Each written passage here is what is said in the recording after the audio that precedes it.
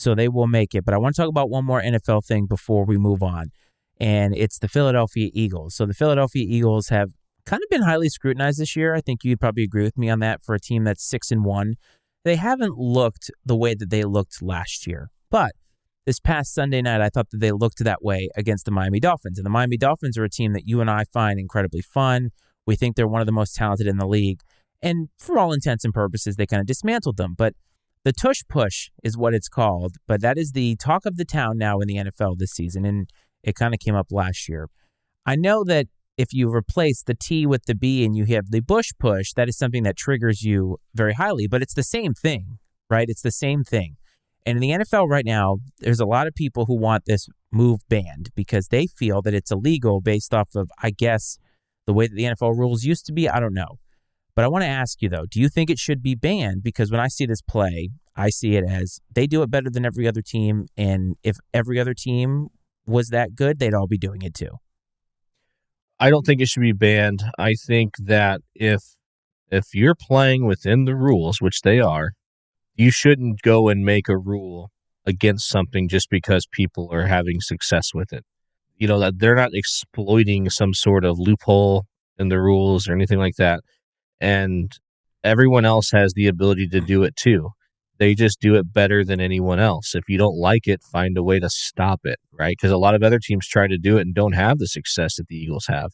I'm all here for the brotherly shove, as they call it. And when you have the best center that's probably played the game in over a decade, in Jason Kelce, and then, they have, and I think Mike McDaniel gave them a lot of credit because he was asked the same question. And he said, they've taken something and they have refined it and they practice it. There's purpose to what they're doing and how they're doing it. They're not just lining up and trying to run people over. I mean, there's technique to what they're doing. It's intentional. Yeah. It is, but they're doing things in a very certain way with leverage and things like that. There's a lot of technique to it, and they're really good at it. I mean, if you think about it, with the success that they have, they could almost come out and just run that play every game and still move the ball. Because there's time, they get 2-3 yards of pop. If they're getting 3 yards of pop, they could just tush push all the way down the field if they wanted to, I guess. And because you could say, well, people are going to know it's coming. Well, they already know it's coming, and they still can't stop it. So I don't think you should take something away just because you can't stop it. Find a way to stop it. Yeah.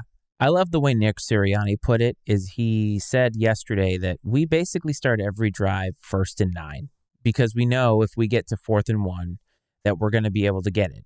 And do you remember how great Tom Brady used to be at the quarterback sneak?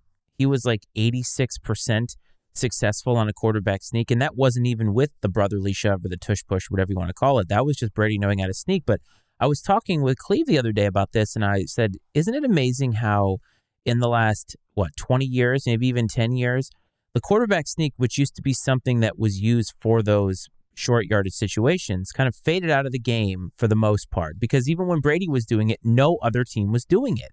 No other team was successful. And now the Eagles do it more as a team. It's a lot less just the quarterback knowing how to get low and how to dive. But we're talking about a glorified QB sneak here. Like, this is something that was a staple of the game. And somehow I fell asleep and missed that it's now become something that is not part of the game, and people are all of a sudden freaking out over the fact that a team successfully does something that used to happen all the time. No, they are. I mean, it's basically just a good old-fashioned rugby scrum kind of is what they're doing now, and I like it. The only way I think that you need to address this is if you feel like it is a player safety issue somehow. And that's probably the only thing that will get this outlawed in some way, shape, or form, because it's football, man. Like, I get that it's not pretty, and I get that a lot of people can't stop it, but no, you're right. It was a part of the game for a long time, and I mean, there was a time like that's what offensive football looked like for the whole game, the whole season. That the term 3 yards in a cloud of dust wasn't just made up by somebody. I mean, that's literally the way the game was played. They used to not have the forward pass in football once upon a time, if you can believe it or not. So, no, I don't have any problem with it. Keep doing it. More power to them. You don't like it, find a way to stop it. Yeah, it's the same. It's like finding ways to win in the margins and with your talent. And that's what the Eagles have done. And why wouldn't they continue to do it? I think if the NFL decides to ban it because people are complaining, that's the wrong reason. And as you said, player safety should be the only reason. But there's no competitive advantage by doing this within the rules of the NFL. Remember the playoff game where Mike Vrabel out Belichicked with the timeout rule and the substitution stuff? That stuff is within the rules. People didn't like it because it worked, and it screwed over the Patriots, but it worked. And this is basically just a play that people are running, and they're better at it because they have the personnel to do it. They have the center. They have the quarterback. The offensive line is massive. They just bullied the Dolphins the other night. Like, their offensive line bullied the defensive line of the Dolphins the other night. That's all it comes down to. And anybody who's complaining is just because it's not working out in your favor. And you know what? Tough shit.